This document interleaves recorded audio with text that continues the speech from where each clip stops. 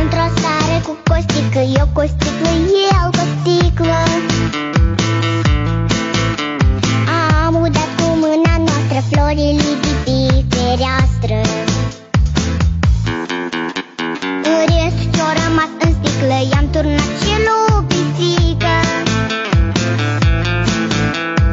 Nu știu floarea ce-o se simte, dar pisica da cântă.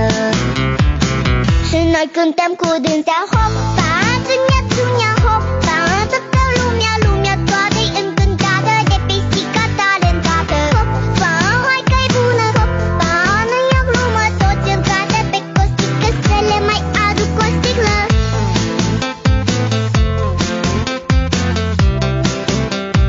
Să le mai aduc o sticlă.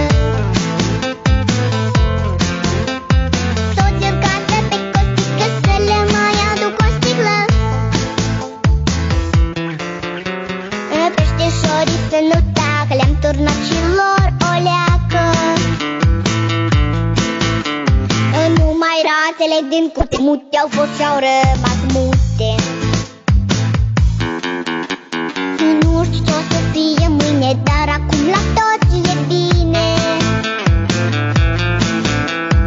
Cum se vede, măi Costică, sigur n-a fost apă în sticlă.